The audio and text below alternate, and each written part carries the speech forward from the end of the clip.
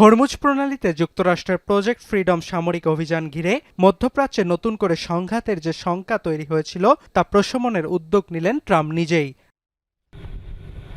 মঙ্গলবার ট্রুথ সোশ্যালে দেয়া পোস্টে ট্রাম্প জানান, পাকিস্তানের অনুরোধে ও ইরানের সঙ্গে আলোচনায় অগ্রগতি আসায় হরমুজে প্রজেক্ট ফ্রিডম অভিযান থেকে সরে আসার সিদ্ধান্ত নিয়েছে Washington.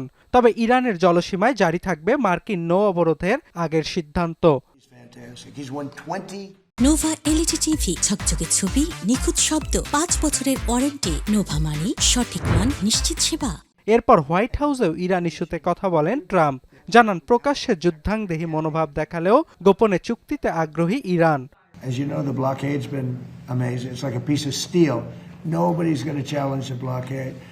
And I think it's working out very well. We're going to see. I can say this, Iran wants to make a deal. এর আগে মার্কিন পররাষ্ট্রমন্ত্রী মার্কো রুবিও নিশ্চিত করেন, ইরান যুদ্ধের আক্রমণ ভাগ শেষ হয়েছে।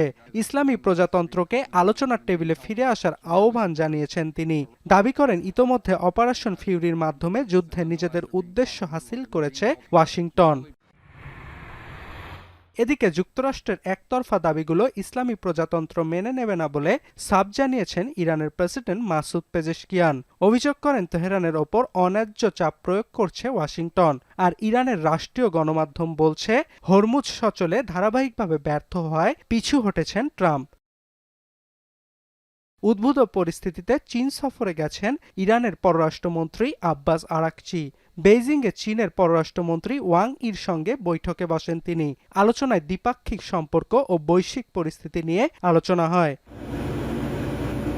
ফুজেইরা তেল স্থাপনায় হামলার পর দ্বিতীয় দিনের মতো ইরানের বিরুদ্ধে ড্রোন ও ক্ষেপণাস্ত্র ছোড়ার দাবি করেছে আমিরাত, যদিও তা অস্বীকার করেছে আইআরজিসি। এদিকে হরমুজ প্রণালীতে কন্টেইনার জাহাজে প্রজেক্টাইল আঘাত হেনেছে বলে জানিয়েছে যুক্তরাজ্য ভিত্তিক সমুদ্র সংস্থা ইউকেএমটিও।